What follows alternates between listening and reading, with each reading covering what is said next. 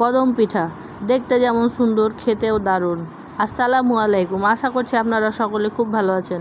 আজকে আমি বানাচ্ছি তাল দিয়ে কদম পিঠার রেসিপি। তো চলুন ভিডিওটি শুরু করি। তালের জুস একটু চিনি দিয়ে গরম করে রেখেছিলাম। এবার স্বাদ মতো লবণ দিয়ে ভালো মতো একটু ফুটিয়ে নেব। তাল যখন ঠিক এরকম গরম হয়ে আসবে তখন এটার মধ্যে আটা দিয়ে আস্তে আস্তে এটা নাড়াচাড়া করে আটাটা একটু সিদ্ধ করে নেব।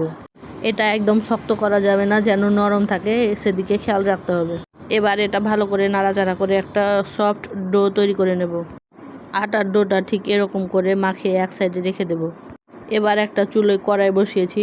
কড়াইয়ের মধ্যে বেশ অনেকটা গুড় দিয়েছি। এবার যতটা গুড় ততটা নারিকেল কোড়া দিয়ে আস্তে আস্তে নাড়াচাড়া করে মেশাবো।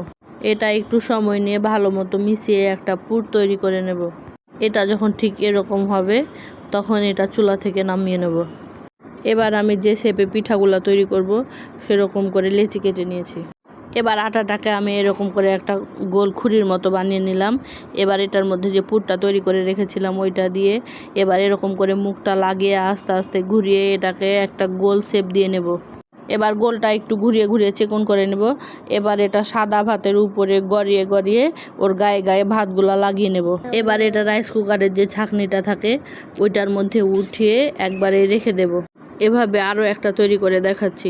হ্যাঁ, আপনারা কিন্তু ভিডিও দেখছেন, কেউ লাইক করছেন না, কমেন্ট করে জানাচ্ছেন না যে ভিডিওটি আপনাদের কেমন লাগছে। অবশ্যই আপনারা লাইক করবেন ও কমেন্ট করে জানাবেন। নতুন নতুন আরও রেসিপি দেখতে চ্যানেলটি ফলো দিয়ে রাখবেন। প্লিজ সবাই অবশ্যই কমেন্ট করবেন, লাইক দিবেন। এভাবে আমি আস্তে আস্তে সব পিঠাগুলো তৈরি করে নেব। এবার একটা রাইস কুকারে বেশ অনেকটা পানি দিয়ে একটু ফুটিয়ে নিয়েছি। এবার রাইস কুকারের উপর ছাকনাটা রেখে একটা ঢাকনা দিয়ে ঢেকে প্রায় 10 থেকে 15 মিনিটের মতো সেদ্ধ করে নেব। ফিরে এলাম প্রায় 15 মিনিটের পর। পিঠাগুলো একদমই সেদ্ধ হয়ে গেছে। এবার এটা একটা প্লেটে উঠিয়ে নেব। এটা অনেক গরম আছে, তাই চামচের সাহায্যে আস্তে আস্তে পিঠাগুলো সব একটা প্লেটের মধ্যে উঠিয়ে নিলাম। এবার একটা আপনাদের ভেঙে দেখাচ্ছি, দেখুন দেখতে কি সুন্দর হয়েছে, খেতেও কিন্তু সত্যি খুব সুন্দর হয়েছে। আপনারা অবশ্যই বাসায় একবার হলেও ট্রাই করবেন। রেসিপিটি আপনাদের ভালো লাগলে অবশ্যই লাইক করবেন। আপনারা বানিয়ে খেয়ে তারপরে কমেন্ট করে জানাবেন যে আপনাদের কেমন হয়েছে বা কেমন লাগলো খেতে। সবাই ভালো থাকবেন। আল্লাহ হাফেজ।